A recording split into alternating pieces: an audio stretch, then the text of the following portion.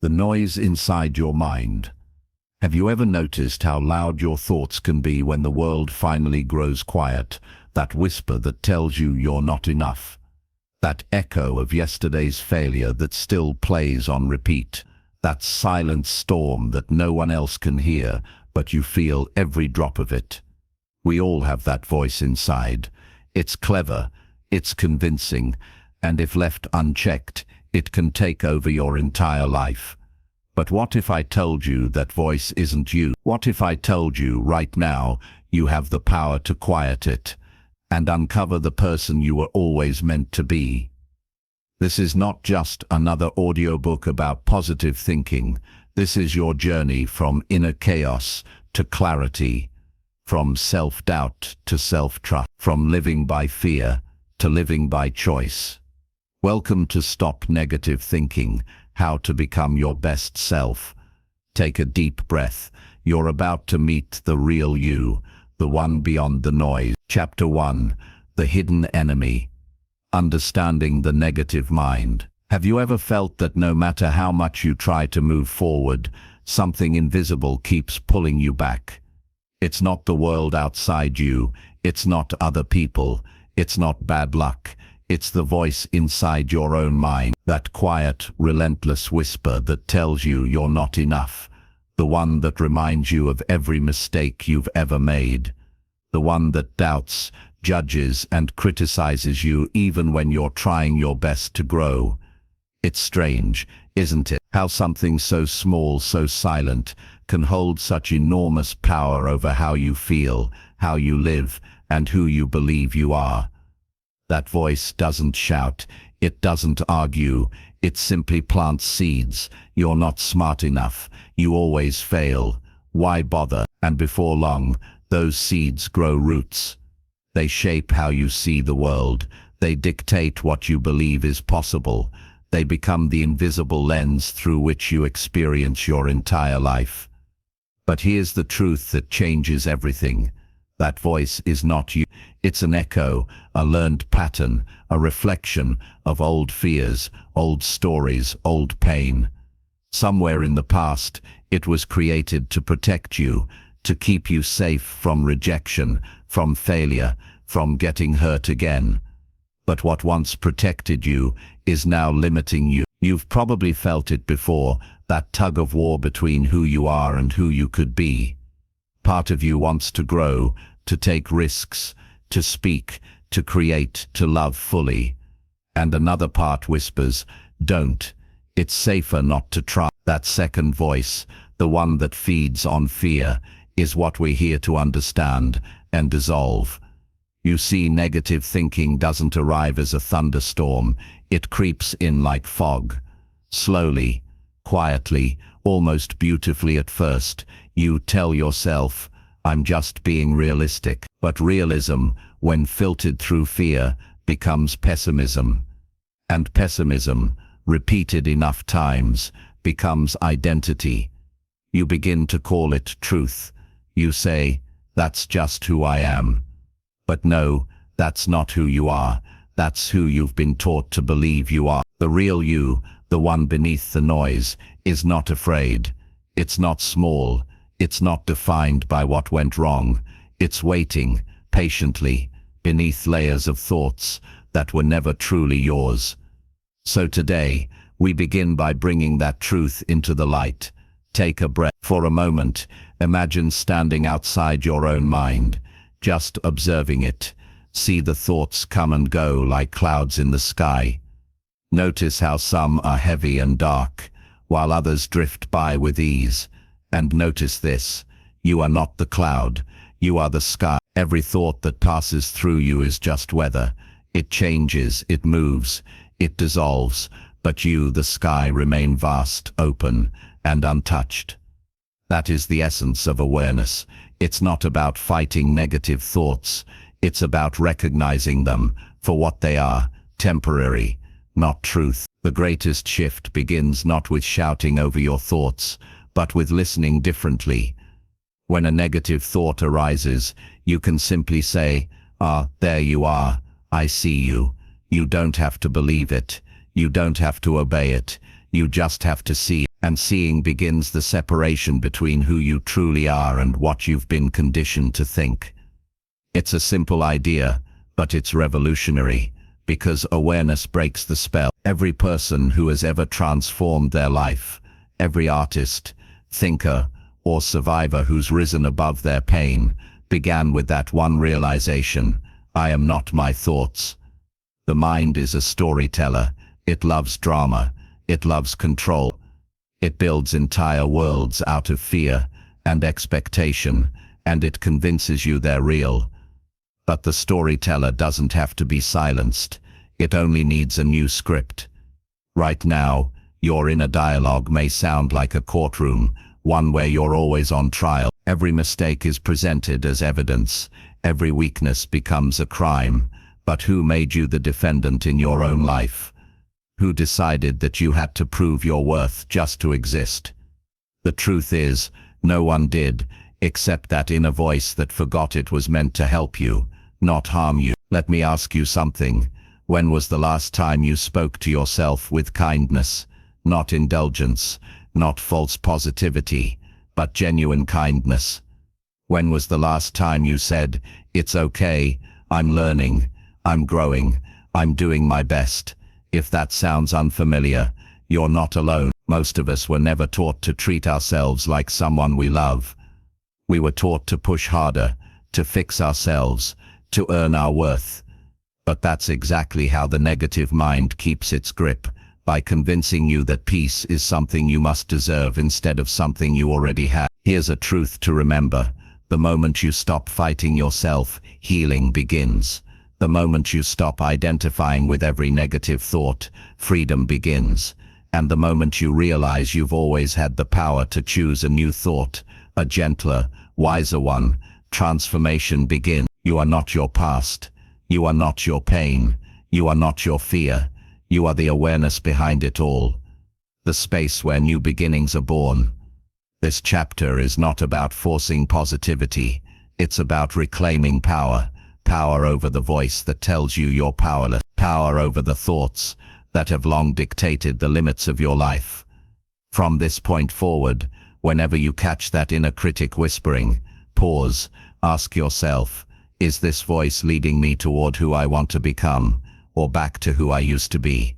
You'll know the answer instantly, because your soul always recognizes truth. It feels lighter when you hear it, and maybe, for the first time in a long time, you'll begin to notice something. You're not broken. You're awakening. You're learning to see the machinery of your mind, and in that seeing, you gain freedom. Every thought that once controlled you begins to lose its power, and as the fog clears, you'll glimpse something incredible. The quiet confidence that was always there beneath the noise. That's where your journey truly begins. Not in becoming someone new, but in remembering who you've always been. The observer, the creator, the light behind the thoughts. Because once you understand the mind, you no longer have to be its prisoner. You become its master.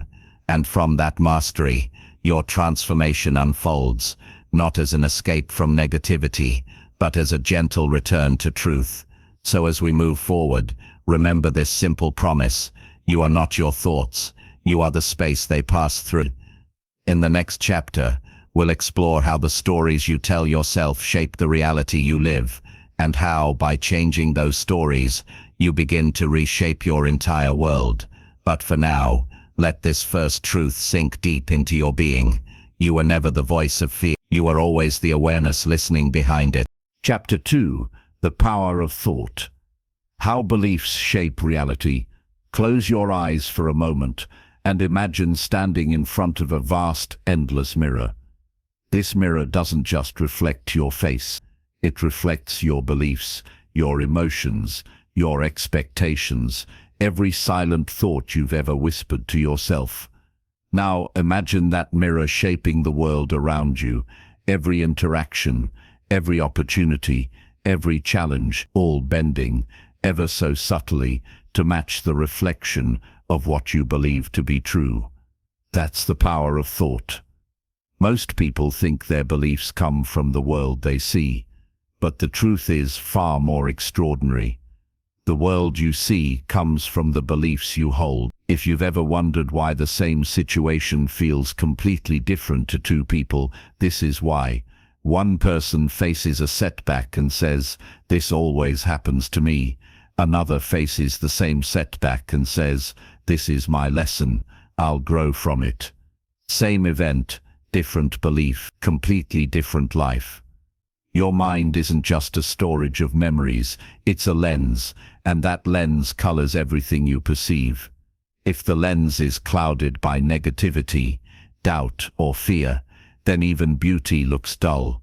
Even opportunity feels out of reach. But when the lens clears, when you begin to believe in possibility, the world starts to open itself to you. Here's the quiet truth that so many overlook. Your thoughts are not just passing ideas, they are instructions to your mind, commands to your perception, blueprints for your behavior. Every thought, repeated enough times, becomes a belief. Every belief, lived out long enough, becomes a reality. That's why awareness is power, because once you understand this, you stop being a passenger in your own life and start becoming the author. Think about this. How many times have you said, "That's just the way I am"? But have you ever asked where that belief came from? Was it something someone told you once? A teacher, a parent, a moment of embarrassment? Was it a judgment that you unknowingly accepted as your identity? Most of our limiting beliefs weren't born from truth. They were born from repetition. Someone planted a seed of doubt, and your mind, trying to protect you, kept watering it. But here's the miracle. If the mind can be trained to believe in limitation, it can be retrained to believe in potential. Belief is not fixed, it's flexible, and the moment you recognize that, life begins to expand again. Let me share something you already know but may have forgotten. The most powerful stories ever told are not the ones in books or movies. They're the ones you tell yourself when no one else is listening. You tell yourself who you are, what you deserve, and what you can or cannot do, and your subconscious listens. It takes your words as truth. It builds your life around them. So the question isn't, is my life limited? The question is, what story have I been repeating? You might not control every event that happens to you, but you absolutely control how you interpret it. And interpretation is what turns pain into growth, or into prison. For example, two people lose their job. One says, "This is the end." The other says, "This is the beginning." Same event, different meaning. And that meaning determines the next chapter of their lives. The same is true for you. You don't attract what you want, you attract what you believe you deserve. And belief isn't a mental statement, it's an emotional frequency that you carry with you everywhere.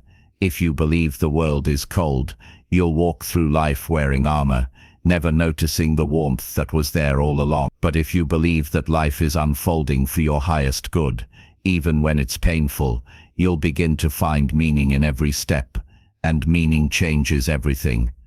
Let's be honest, there will always be circumstances outside your control, but the one thing that never leaves your hands is how you choose to see.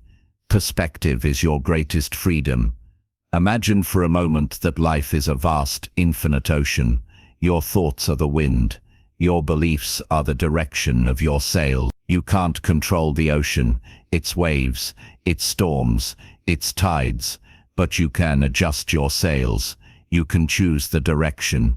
You can choose how to move through it. That's what belief does. It gives you agency where you once felt helpless. It allows you to see possibility where you once saw walls. And here's something remarkable. When your beliefs shift, your energy shifts too. You begin to walk differently. You speak differently. People feel it, even before they understand it. It's not arrogance, it's alignment. You're no longer chasing worth, you're living it. You start to realize that believing in yourself isn't about ego, it's about truth. Because deep down, your spirit already knows you're capable. It's only your mind that needs reminding. So how do you begin to shift your belief? Not by pretending everything is perfect, but by gently questioning what no longer serves you. When a negative thought appears, "I'll never change," "It's too late," "I'm not good enough," ask yourself, who told me that? Where did that come from? Is it true or just familiar? Every time you challenge an old belief, it loses a little of its grip, and over time, the old story fades, making space for a new one. You might start small. "I can't" becomes "I can learn."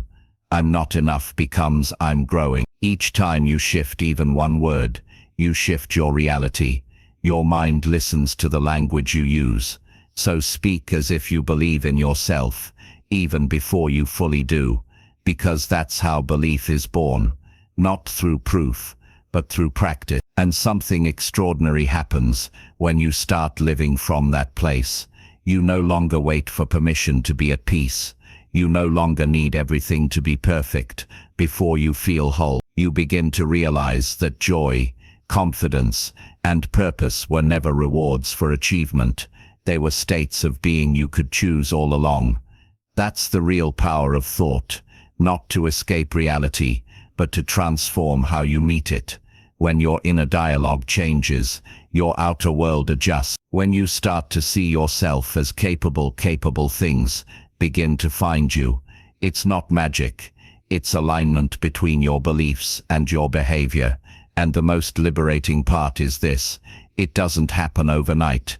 Belief is a slow awakening, a steady rewriting of your inner script. But each time you replace fear with curiosity, doubt with trust, and judgment with patience, you move closer to freedom.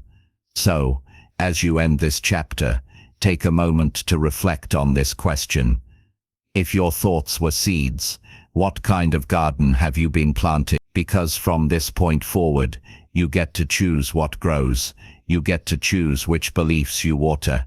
And when you do, you'll find that life itself begins to bloom differently, brighter, clearer, and far more aligned with who you truly are. In the next chapter, we'll explore the emotional world that lives beneath those thoughts, the deep currents of feeling that shape your choices, your reactions, and your peace. Because while thoughts create the framework of your reality, emotions give it color, and learning how to read them, instead of running from them, is where true transformation begins. Chapter 3. The Mirror of Emotion. Listening to what you feel. Have you ever wondered why some days feel heavy, even when nothing seems wrong? Why a single word can pierce you, or why silence sometimes feels louder than noise? It's because emotions are not random. They are messages, signals from the deeper parts of your being. Your emotions are not your enemy. They are mirrors. They reflect what you believe, what you fear, what you long for.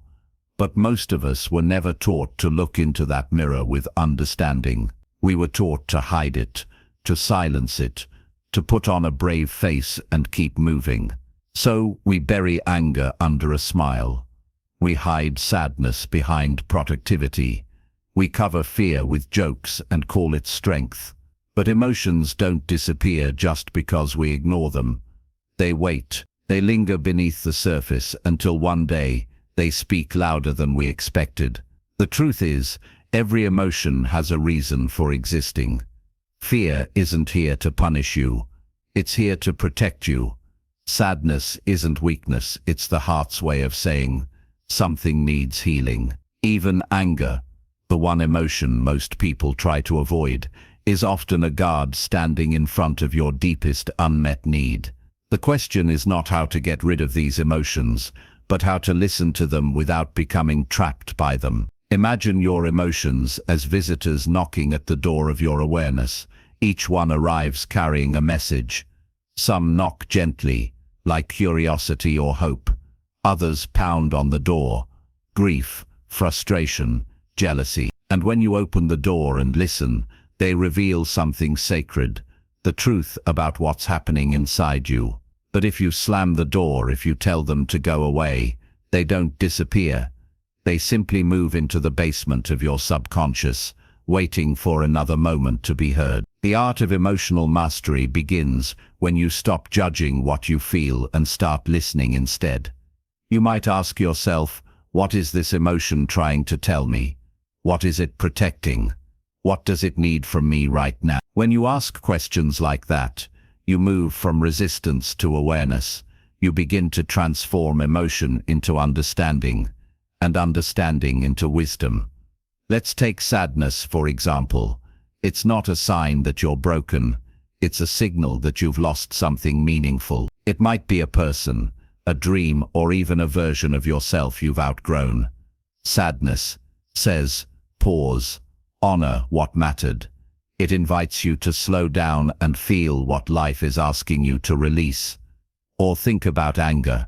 Anger often hides pain. It arises when your boundaries are crossed, when your truth is ignored, or when injustice touches something sacred within you.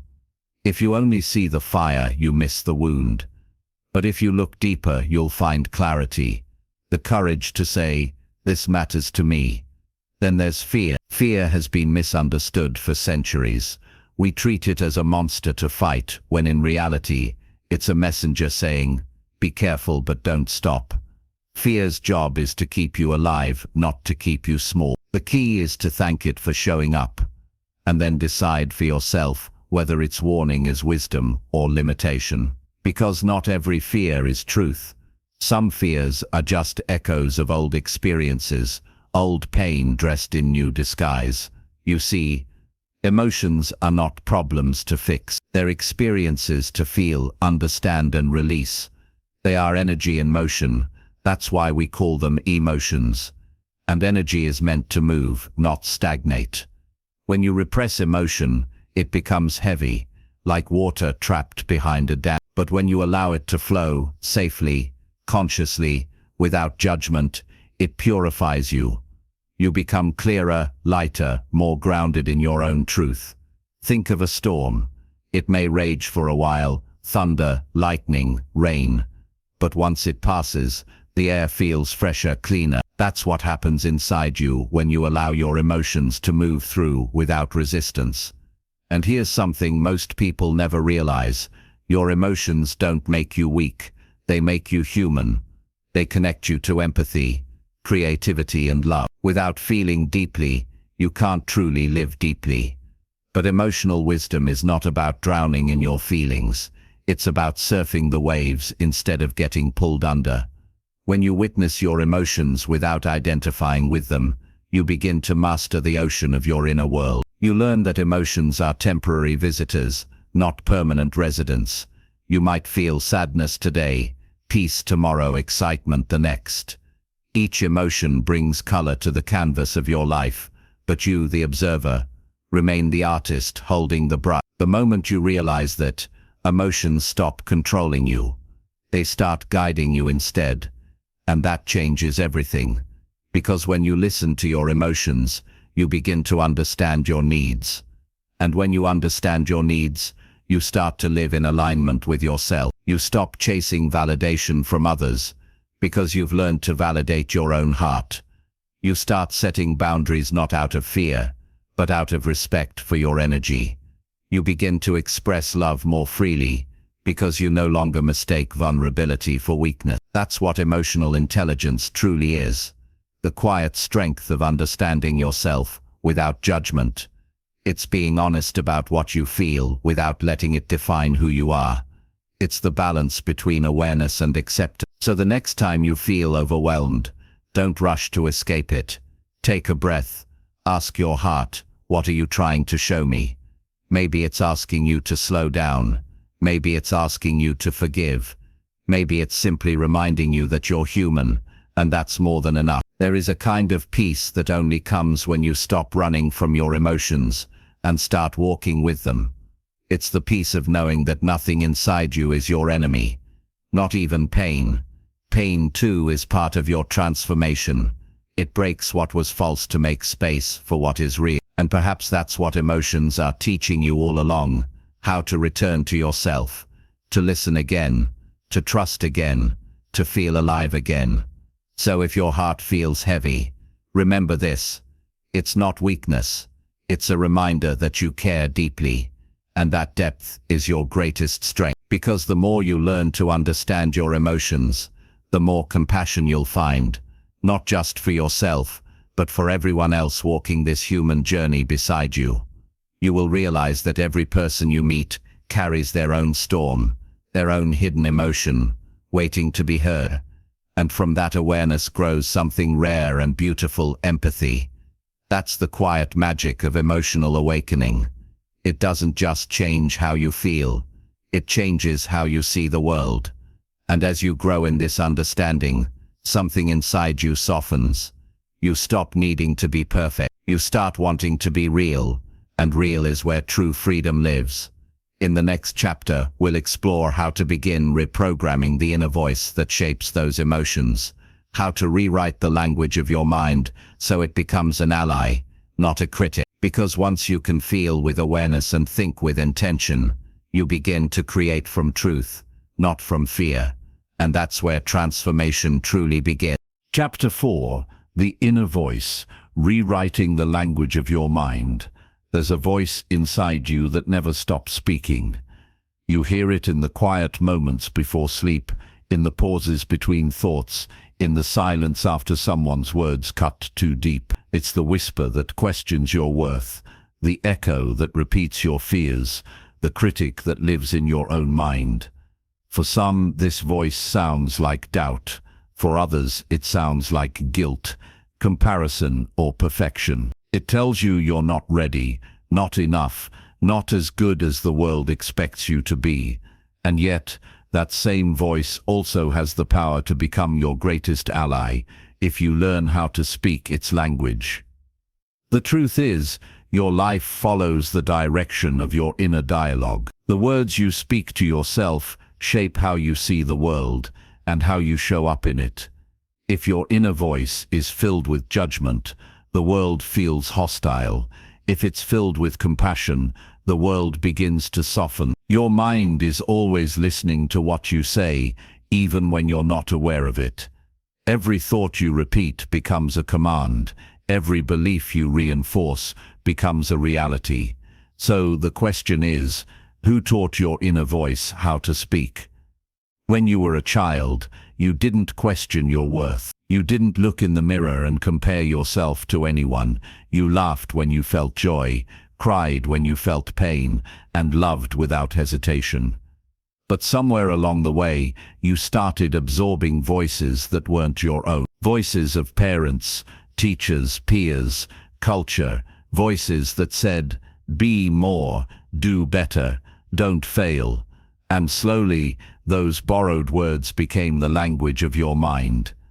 You began to believe that mistakes made you unworthy, that rest was laziness, that vulnerability was weakness. You learned to hide the parts of yourself that didn't fit the picture of perfect. But perfection is a myth. It's an illusion that keeps the soul chasing approval instead of authenticity. And the inner voice, left untrained, becomes the guard of that illusion. To rewrite the language of your mind, you must first become aware of the words it speaks. Listen closely. What's the tone of your inner dialogue when you fail? When you look in the mirror, when you dream of something bigger, awareness is the first step to liberation, because you can't change what you refuse to notice. When you start observing your thoughts, you step outside of them. You realize that you are not the voice, you are the listener, and the listener has the power to choose what words to believe. Imagine your mind as a garden. Every thought you plant grows into something real: fear, confidence, peace, or chaos. If you keep planting seeds of self-criticism, you will harvest anxiety. If you plant seeds of kindness and possibility, you will grow resilient. Your thoughts are not just invisible whispers, they are blueprints for your emotional landscape. So how do you reprogram your inner language? You begin by speaking to yourself as you would to someone you love. When you make a mistake, don't say, "I'm so stupid." Say, "I'm learning." When you feel fear, don't say, "I can't." Say, "This is new and that's okay." When you fall, don't say, I failed. Say, I grew. Every new word rewires your brain. Every compassionate thought builds a bridge back to yourself. This isn't about pretending everything is perfect. It's about choosing a voice that supports your healing, not your destruction. Because your inner voice sets the emotional temperature of your life. It can be a fire that burns you, or a warmth that sustains you.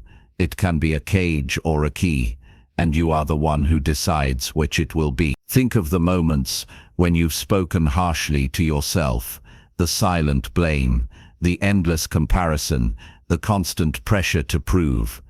Now ask yourself, did any of that ever make you better? Did it make you braver, kinder, freer, or did it just make you tired? Real strength is not built from self-criticism. It's built from self-compassion. Because compassion does not excuse your flaws, it helps you understand them. And understanding is what allows change. You cannot shame yourself into becoming better.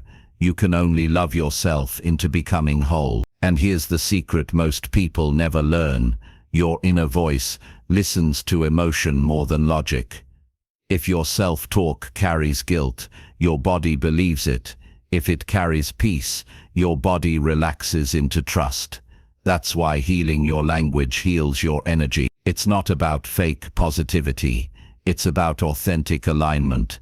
When your words match your truth, peace begins. So, when that voice says, you're not enough, pause. Ask, who told me that? And if the answer is someone from the past, someone who couldn't see your worth, you get to rewrite that script. You get to say, I am enough, simply because I exist. It may feel unnatural at first.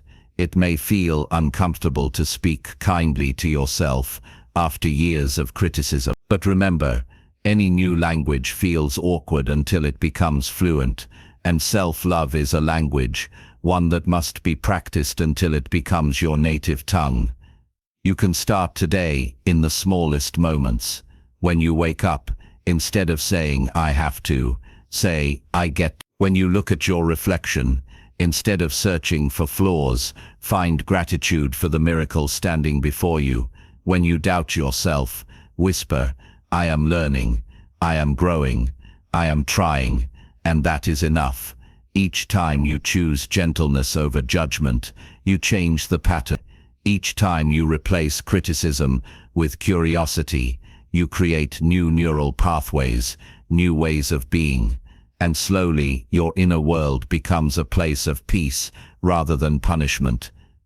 There's an extraordinary power in realizing that your thoughts are not fate, they are habit, and habits can be changed. When you rewrite your inner dialogue, you don't just change how you think, you change what you attract, how you act, and how you live, because your outer reality always mirrors your inner conversation. The universe responds to the frequency of your self-belief. From fear, and life will echo it back. Speak from love, and life will mirror that too. So, begin now. Speak to yourself like someone whose voice can heal, because it can. The most powerful words you will ever hear are the ones you tell yourself in silence. And as you learn to speak with kindness, the voice that once tore you apart will begin to guide you home. In the next chapter, we'll explore how this new inner dialogue connects to your destiny, how the language of your mind and the emotion of your heart together shape the path you walk. Because once your thoughts and feelings align, you stop chasing your purpose and start living it. Chapter 5. Breaking Free from the Prison of the Past. There's a moment in every life when you realize that the past is not behind you, it's inside you. It lives in your reactions, your fears, your hesitations, and your self-doubt. It shows up in the way you love, the way you trust, and the way you stop yourself from growing. The past is not gone. It echoes quietly but powerfully in every thought you have about who you are and what you deserve.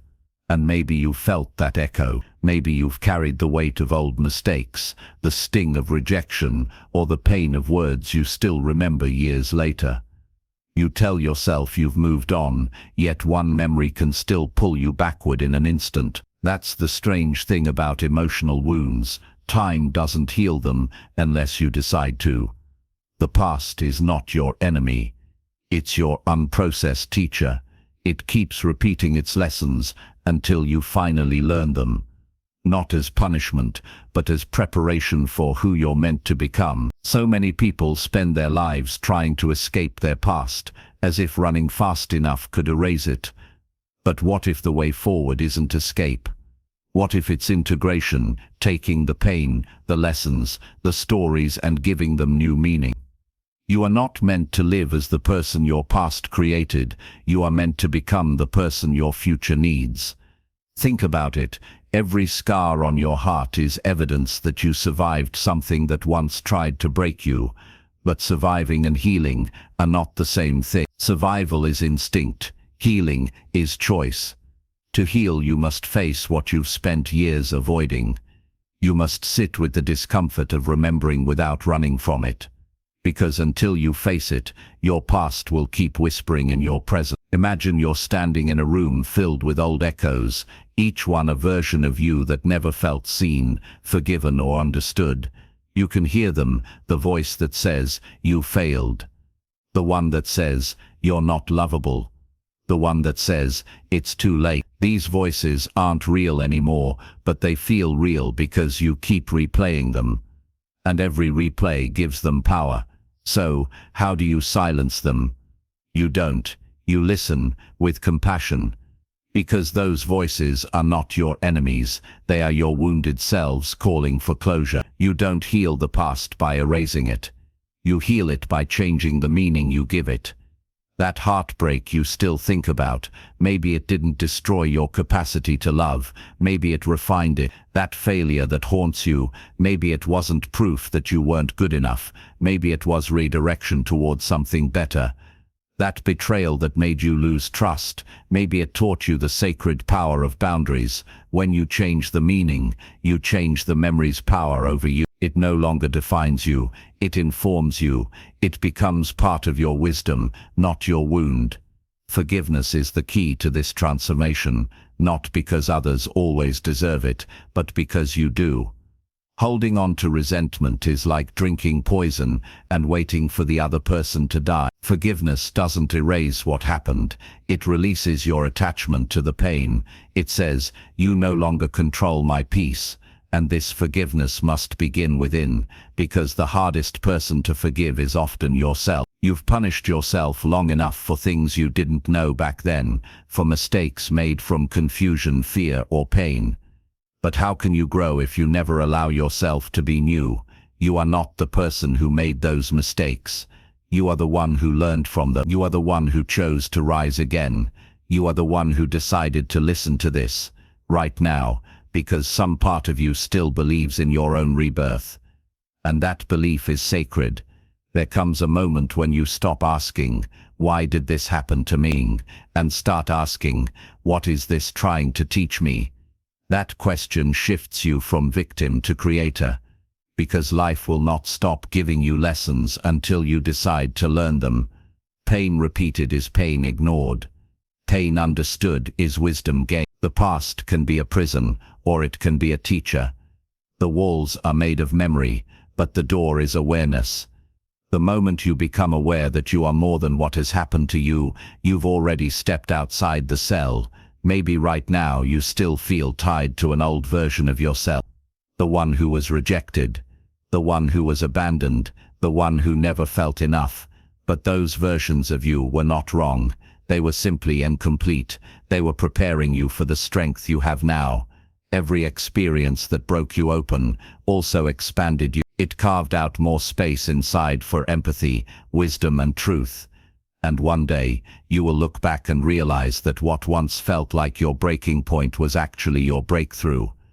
You don't have to erase the past to move on. You just have to stop living inside it. You have to let your story evolve, because healing is not forgetting. It's remembering without reliving. There's a quiet power that comes when you finally make peace with what was. You stop fighting ghosts. You stop needing closure from others. You stop waiting for an apology that may never come, and instead, you give yourself the closure you deserve through understanding, compassion, and acceptance. You begin to say, that chapter is closed, but it will always be part of my story. And in saying that, you reclaim your authorship. You become the writer again, not the reader of someone else's script. So take a deep breath and ask yourself, what am I still carrying that no longer belongs to me? Whose voice do I still allow to echo in my mind? What memory have I allowed to define who I am? You have the power to rewrite it, not by pretending it didn't happen, but by deciding it no longer determines your worth. Let the past be the soil, not the chains, because the same ground that buried you is also the ground you can grow from. And as you stand there, in the space between who you were and who you're becoming, remember this: healing doesn't mean the past disappears, it means it no longer controls your direction. In the next chapter, we'll explore what happens when you finally step into the present, how living consciously in the now frees you from fear, opens your intuition, and reconnects you with the power of being fully alive. Because when you stop carrying the weight of what was, you finally have room to embrace what is. Chapter 6: The Mirror of Stillness. There are moments in life when everything around you keeps moving, yet something inside you stops, not in fear, not in confusion, but in a strange, sacred stillness. It's as if the world slows its rhythm, and for the first time, you can hear the deeper music beneath all the noise. That's the mirror of stillness, the space where truth finally becomes visible. Most people spend their days chasing the next sound, the next word, the next step forward. We run toward things we think will complete us: the perfect job, the ideal relationship, the dream we can finally hold. But the truth is, the things we chase are often reflections of what we have not yet faced within ourselves. And until we stop long enough to listen, to be still, we never really see who we are. Stillness is not the absence of movement, it's the presence of awareness. It's the moment when you stop reacting and start witnessing, when you no longer fight time, but begin to see through it. Close your eyes, not literally, but within. Imagine yourself standing by a quiet lake before sunrise. The surface is calm, untouched, a perfect mirror. Now imagine a single pebble falling into the water, ripples spreading out, touching every corner. That's how a single thought disturbs the silence of the soul.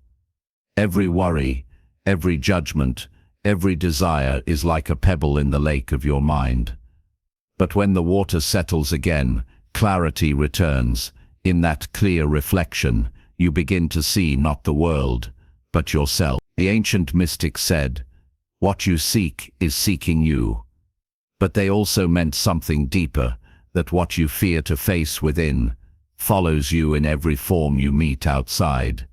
That's why the same patterns repeat, the same lessons return, the same people mirror back your hidden emotion. Life is a sacred reflection, and stillness is the mirror that reveals it. You might ask, how do I find stillness in a world that never stops? The truth is, you don't have to go to a mountain or sit in silence for hours.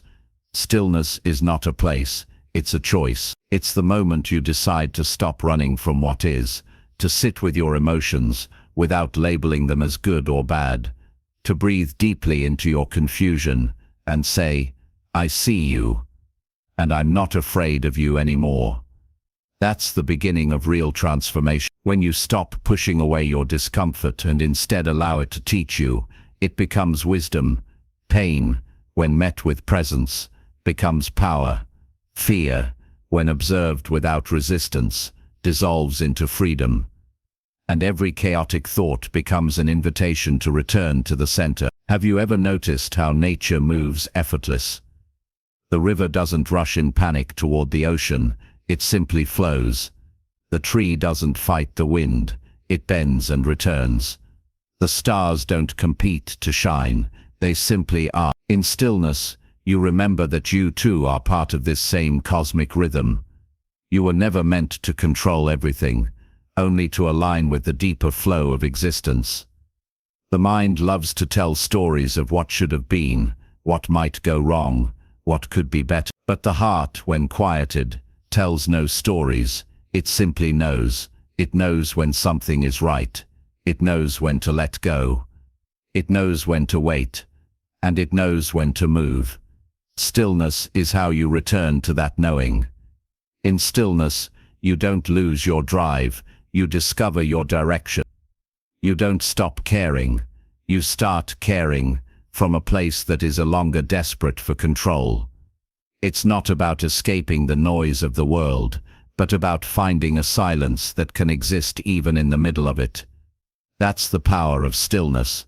It's not fragile, it's fearless. Think of the moments in your life when everything felt uncertain, when answers were out of reach, when you didn't know what to do next. And yet somehow when you stopped trying to figure it all out, the right thing appeared, effortlessly. That wasn't luck, that was life, responding to your stillness. Because when your mind is calm, the path reveals itself. Many people confuse stillness with stagnation, as if doing nothing means losing progress. But stillness is not doing nothing, it's listening deeply. It's letting the noise settle so you can hear what's truly calling you. It's standing so still that you finally feel the quiet movement of the universe within you. And in that silence, you begin to understand, nothing real is ever lost. The greatest breakthroughs don't come from struggle, they come from surrender, from the moment you stop grasping at control and start aligning with the intelligence that already guides your heartbeat, your breath, your very being. You realize that life was never something happening to you. It was always happening through you. In the mirror of stillness, truth stops hiding. You see your patterns with compassion, not judgment. You see your fears not as enemies, but as messengers. You see that the things you once ran from were never there to destroy you. They were there to wake you. Stillness doesn't mean the end of movement. It's the beginning of awareness. It's where you stop trying to change the world around you and start transforming the world within you. Because once the inner storm calms, the outer world starts reflecting that peace back to you. And maybe that's the real secret. The universe doesn't respond to what you say. It responds to your state of being. When you move from stillness, every action carries depth. Every word carries truth. Every step feels guided, and every breath feels like a conversation with something eternal. So if you find yourself lost, don't run harder, pause deeper, don't search for light outside. Close your eyes and see what's already glowing within, because the mirror of stillness never lies. It reflects the soul, unmasked and unafraid. And as you stand before that silent mirror, you'll realize stillness was never about stopping the world. It was about finally meeting yourself. As we move into the next chapter, we'll explore what happens when that self awakened through stillness begins to create, to act, and to move again, not from noise, not from fear, but from pure conscious intention. Because once you have touched the mirror of stillness, every motion becomes sacred, and every moment becomes divine. Chapter 7. The Art of Aligned Action. There comes a moment when the silence within you no longer asks you to sit still, it asks you to move. Not out of restlessness, not out of fear, but from a place of deep knowing. It's the whisper that rises after stillness, saying, now it's time. You can feel it, that quiet pulse inside your chest, as if the universe is knocking gently from within you. It's not shouting, it's not forcing, it's inviting. That's the moment where stillness turns into action, where presence begins to express itself through creation. And this, my friend, is where the real art of life begins. The art of aligned action. Because not all action is equal. Some movements come from the mind, rushed, pressured, born from fear of missing out or falling behind. But aligned action, That sacred kind of movement doesn't come from panic. It comes from peace. It comes from clarity. It comes from a still heart that finally remembers why it beats. The world often tells us that success belongs to those who hustle, who push, who never rest. But there's a deeper truth that few ever discover. Real power doesn't come from doing more. It comes from doing what matters most. It's not the number of steps that move you forward, but the direction of your step that changes your life. Imagine a river flowing between mountains. When it moves in alignment with its path, it glides effortlessly, carving valleys, feeding forests, creating life. But if that river tries to flow against its nature, it floods, it fights, it loses its grace. That's how most of us live, forcing ourselves through resistance, forgetting that alignment is stronger than effort. Aligned action is born when your inner stillness meets your outer purpose. It's the moment when your soul and your decisions begin to move together, not apart. When what you think, what you feel, and what you do begin to speak the same language, and that language is truth. You see, when you act from alignment, even small steps create great change. A single conversation can open a door. A simple gesture can heal a wound. A quiet decision can redirect an entire destiny, because energy moves differently when it's pure. It doesn't need to shout to be heard. It doesn't need to rush to arrive. It just is, and in its being it transforms everything it touches. But here's the paradox. To act in alignment, you must first be willing to wait in clarity. That's what most people can't do. They rush to move before they truly know why. The wise ones wait until their intention becomes clear, until their mind and heart agree, until the inner compass points true north. And then when they act, their movement carries the power of 1,000 storms, silent, unstoppable, inevitable. Have you ever experienced that kind of moment, when everything seems to fall into place, not because you forced it, but because you finally stopped fighting it? When your timing felt perfect, your choices felt natural, and even challenges seemed to move with you, not against you. That's aligned action. It's the universe saying, yes, now you're moving with me. To live this way, you have to listen more than you plan. You have to sense more than you calculate. You have to trust that life often knows your path better than your mind. And that trust, that surrender, doesn't make you weak. It makes you wise, because when your action flows from faith rather than fear, it carries a strength that effort alone can never achieve. Let's be honest, the hardest part isn't moving, it's knowing when to move, when to say yes, when to say no, when to step forward, and when to wait. That's why stillness comes before action, because silence sharpens intuition, and intuition, when honored, becomes your truest guide.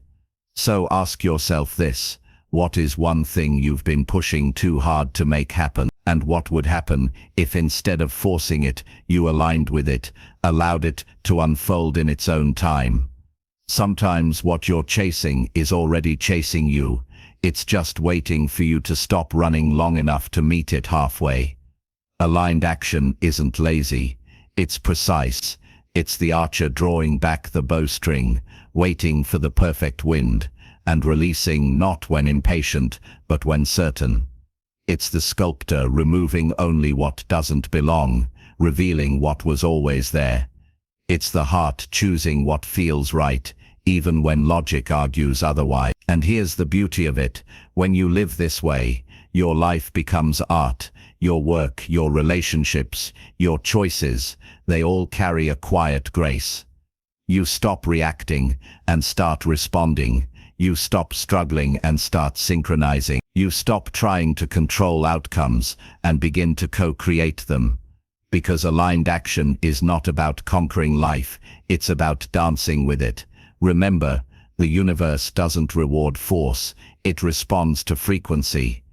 When your actions rise from alignment, your energy becomes magnetic. You begin to attract the right people, The right moments, the right doors, opportunities that once seemed locked suddenly open with ease.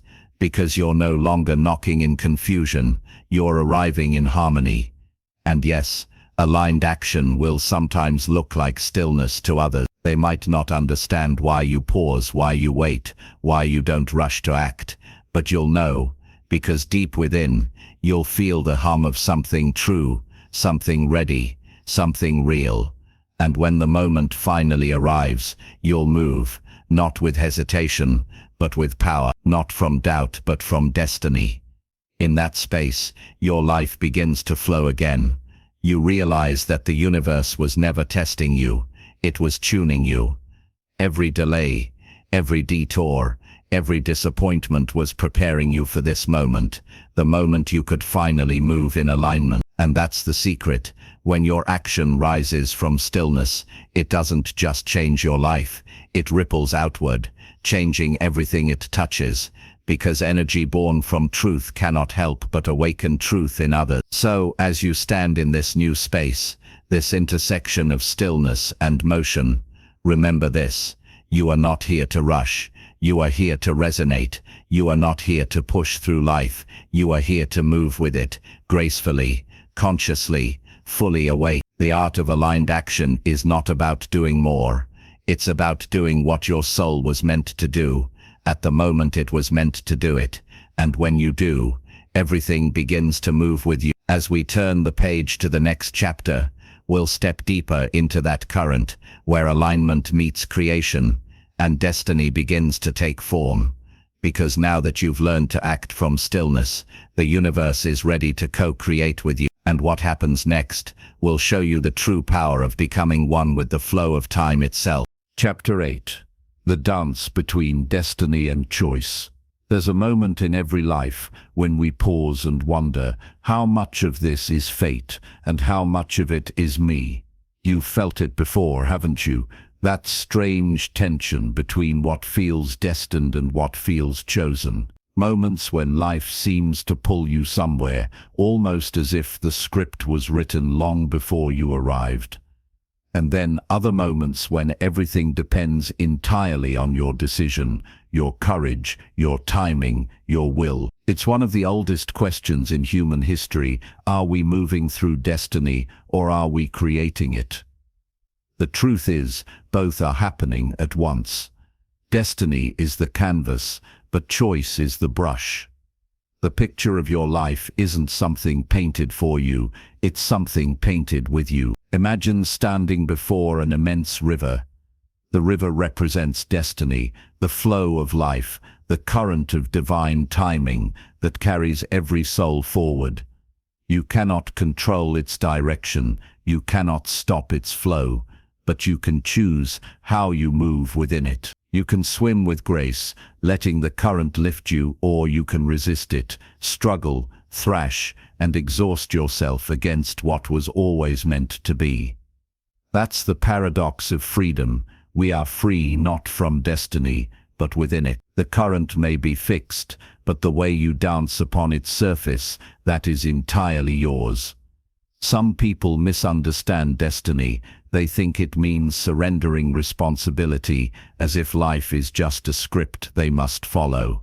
But destiny is not control, it's coordination. It's life moving in rhythm with your highest potential, waiting for you to step into harmony with it. Every choice you make, every belief you hold, every fear you overcome, all of it changes the way destiny meets you, because destiny isn't rigid, it's alive. It's responsive. It adjusts to your growth, to your awareness, to your courage. You see, fate may offer you a storm, but choice decides whether you drown or learn to sail. Fate may bring you love, but choice decides whether you open your heart or run away. Fate may place a door before you, but it will never turn the handle for you. There's a deep intelligence behind the events of your life, but it doesn't demand blind obedience. It asks for conscious participation. It wants you to become a co-creator, not a spectator. Because when your choices align with your soul, destiny begins to work with you, not against you. Think back to a time when something seemed to fall apart, only to later realize it fell into place. A job that ended, a relationship that broke, a path that vanished. All of it seemed like chaos then. But with time, you saw it wasn't punishment, it was direction. Destiny was redirecting you, gently, persistently, toward where you were meant to be.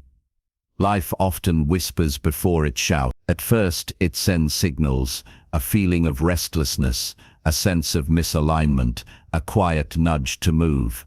If you ignore it, the whisper grows louder, through circumstances, coincidences, and sometimes through collapse. But if you listen early, if you honor that inner knowing, your path begins to smooth out. Not because you're avoiding challenge, but because you're walking with clarity. That's how choice and destiny truly interact. You listen, life responds. You act, destiny adjusts. You surrender, and suddenly, what once felt like struggle becomes symphony. Let me tell you something profound. Destiny doesn't belong to those who control, it belongs to those who align. You don't force your way into the life you want, you become the person who naturally attracts it. Because destiny doesn't bend to ego, it unfolds through essence. Every great turning point in human life happens when choice meets calling.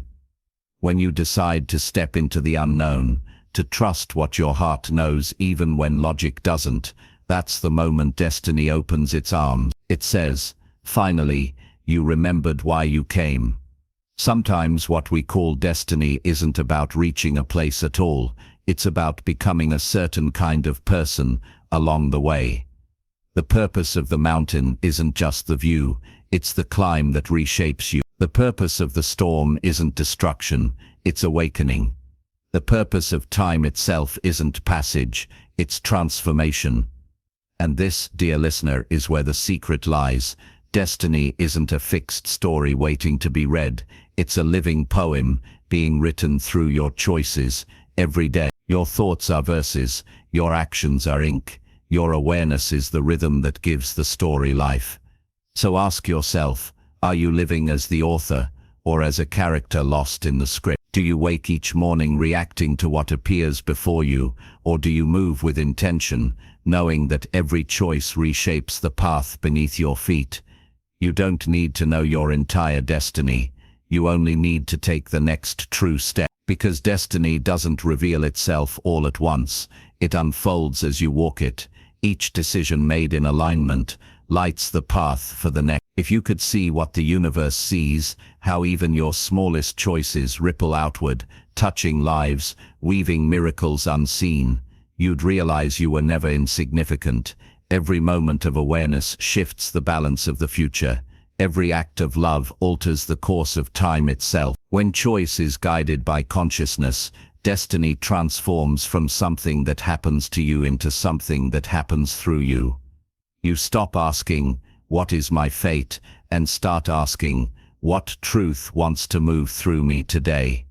That question alone changes everything. It takes you from fear into faith, from resistance into rhythm, from living by chance to living by design. And maybe that's what destiny truly is, not a map carved in stone, but a song waiting to be sung. A melody that only plays when your heart joins the rhythm of the universe. When your choices, your awareness, and your surrender merge into one note of truth, and you finally begin to live, not by accident, but by alignment. So as we close this chapter, remember this: you are not a victim of fate, you are the meeting point of intention and infinity. You are the artist, painting on the canvas of time, shaping your story with every conscious breath.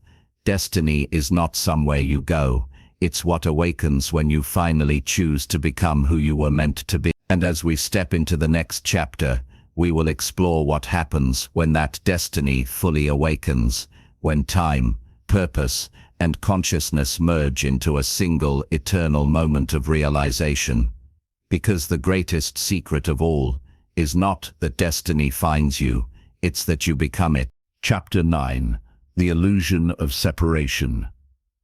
Have you ever wondered why the world feels so divided?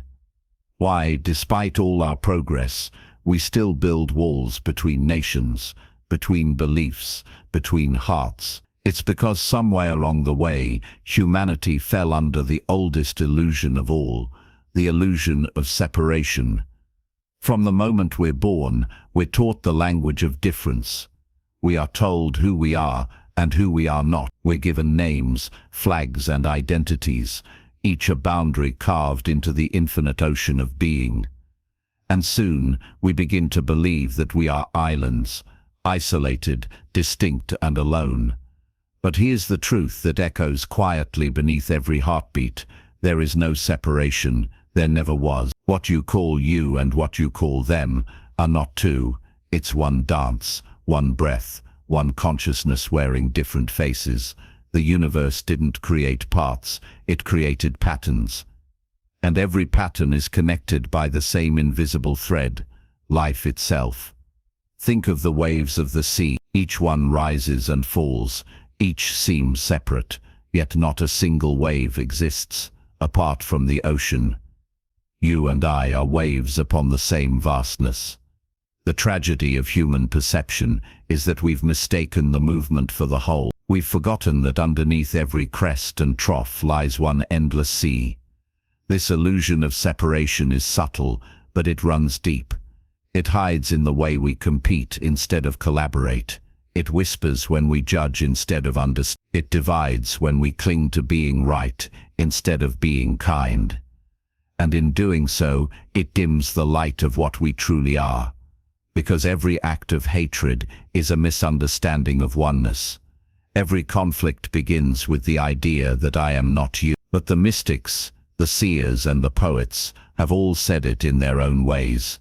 The drop and the ocean are not two things.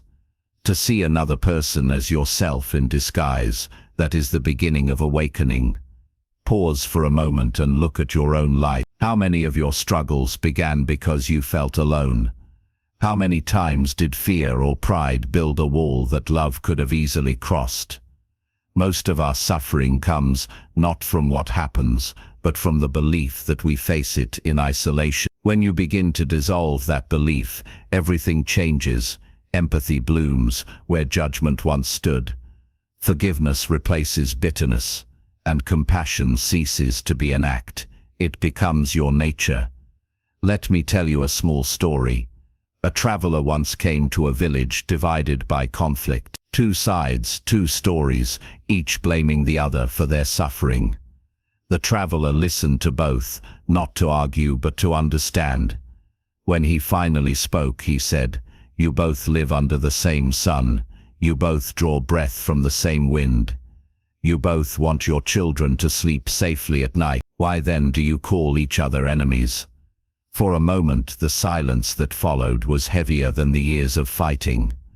Because in that silence, truth appeared. The conflict had never been between people.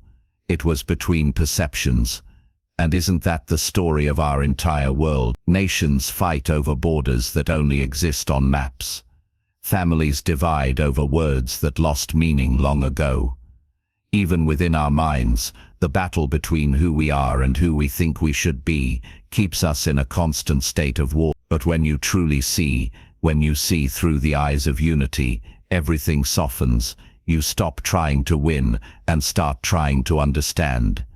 You stop defending yourself and start realizing there was nothing to defend in the first place. Because when all is one, what is there to protect? To live from oneness is not to abandon individuality, it's to see individuality as the color of the same light. Each person, each soul is a different wavelength of the same divine radiance. Diversity is not division, it's the universe expressing itself in endless form. Unity does not erase differences, it harmonizes them. This understanding is not merely spiritual, it's practical. In your relationships, when you remember oneness, arguments lose their sharp edges. At work, cooperation replaces competition. In your own heart, peace begins to take root. You no longer move through life trying to prove your worth. You begin to live as worth itself, and something miraculous happens. You start recognizing yourself everywhere. In the smile of a stranger, in the pain of another's loss, in the laughter of a child, even in the silence between moments, you begin to sense the same living pulse that beats within you. The illusion begins to fade, not by force, but by awareness. Like mist under sunlight, it dissolves as you awaken to the truth of connection. You realize that helping another is helping yourself, that forgiveness frees both sides, and that love is not a transaction, but a recognition. When you live with this awareness, your very presence becomes healing. People feel safer around you because you no longer project the illusion of otherness. Your words carry warmth, your silence carries peace. You stop searching for belonging, because you finally remember you were never exiled. You were always home. The deepest truth is not that we are connected, it's that we were never apart to begin with. And when this truth settles into your being, even for a single moment, your world changes, not because it becomes something new, but because you finally see it as it really is. So ask yourself now, where in your life have you built walls? What part of your heart still believes it's separate from the whole? What would happen if, just for today, you looked at everyone you meet and silently said, "You are another me"? How different would your world feel? Because unity is not an idea, it's a remembering. And once remembered, it can never be forgotten again. As we move forward, we will explore how this remembrance changes, not only how you see others, but how you experience time, destiny, and the very purpose of your existence. Because when the illusion of separation fades, the path ahead begins to glow with a new kind of light, the light of wholeness. And that is where our journey now turns. Chapter 10. Awakening the Best Self Within. Close your eyes for a moment and imagine standing at the summit of a mountain you've been climbing your entire life. The wind brushes your face. The sun spills gold across the horizon. Every valley, every path, every storm you endured lies beneath you like a map of your journey. And now you realize the climb was never about reaching the top. It was about discovering the strength you already carried, the clarity you already possessed, the self you were always capable of becoming. This is the moment where transformation truly crystallizes. All the lessons you've absorbed, all the reflections you've pondered, all the inner work you've done, they converge here. You see yourself not as someone broken or limited, but as someone resilient, conscious, and entirely capable of living as your highest self. To awaken your best self, you first must recognize that it was never hidden. It was always present, like a seed buried beneath layers of doubt, fear, and habit. What kept it dormant was not circumstance, it was belief. Belief that you were defined by past failures. Belief that you were separate from love, from possibility, from life itself. Belief that the voice of limitation was louder than the whisper of your soul. And yet, here you are, listening, learning, awakening. That very act, the willingness to grow, has already shifted your destiny, because the best self is not something you chase outside of you, it is something you claim within. Imagine a sculptor before a block of marble. The artist does not create something that isn't already there. They simply remove what obscures the form, revealing the figure that existed all along. Your best self is exactly the same. All the habits, the fears, the doubts, they are the excess marble. Awakening is the act of chiseling away everything that is not truth, until the authentic self stands revealed. But this is not merely a mental exercise, it is a lived experience. Every choice you make, every thought you entertain, every moment you act with integrity, compassion, and courage brings that self closer into form. It is in the small decisions, choosing patience over anger, kindness over judgment, presence over distraction, that the masterpiece of your life begins to emerge. Consider the power of awareness. When you recognize a negative thought, you do not need to fight it, suppress it, or condemn yourself for it. You simply observe it, you name it, you let it pass. Each time you do this, you reclaim a portion of your mind from the shadow. Each time you choose clarity over chaos, you strengthen the voice of your best self. It is a practice, not perfection, and the very practice itself is transformative. And as you awaken more fully, something remarkable occurs. Your life begins to reflect your inner alignment. Relationships improve because you engage with presence instead of projection. Opportunities appear because you no longer wait passively, you act intentionally. Peace replaces anxiety because you are no longer at war with yourself. Your energy resonates in a way that naturally draws what is harmonious and true into your experience. The journey to your best self also requires courage, not the absence of fear, but the willingness to act despite fear. To rise each day with intention, to speak your truth with authenticity, to walk your path without apology, that is courage in its purest form. And courage is contagious. As you live with integrity and awareness, you become a beacon for others, inspiring them to awaken their own potential. Remember, awakening is not a single event. It is a continuous unfolding. Like the sunrise that gradually warms the world, your best self emerges incrementally, illuminating the corners of your life that were once hidden in darkness. Each day is a new opportunity to expand, refine, and express the brilliance within you. Do not mistake this for self-improvement, as society often defines it. This is not about conforming to external standards, chasing accolades, or seeking validation. This is about remembering who you truly are and living in harmony with that truth. Your best self is inherently whole, inherently capable, inherently deserving. All that remains is for you to step fully into it. Take a moment now to visualize that person, the best version of you. Notice the posture, the calm strength, the warmth in the heart, the clarity in the mind. This is not an aspiration in some distant future. It exists in the present. It is waiting for your recognition, your permission, your conscious embrace. And when you awaken to this truth, you realize that your life is no longer a series of random events. Every challenge is a teacher, every setback is a guide, every encounter is a mirror, reflecting the depth of your being. You see the rhythm, the intelligence, and the inherent beauty in your existence, and in that recognition, fear diminishes, clarity rises, and freedom blooms.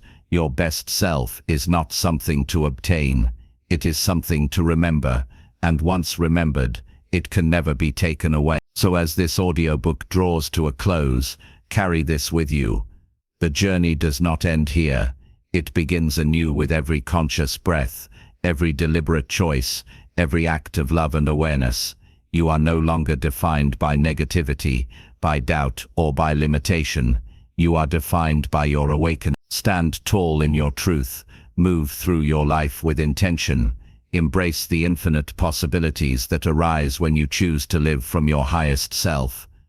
And know this, the best self within you is not a dream. It is your birthright. It is the essence that has always existed, waiting only for you to say, I am ready.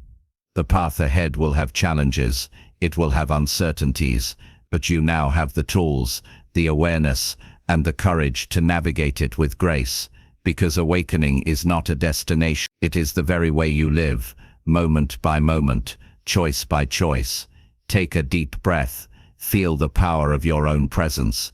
This is your life, this is your truth, and now, fully awake, you step forward, the best version of yourself, finally realized, finally free. Welcome to your life lived as your highest self.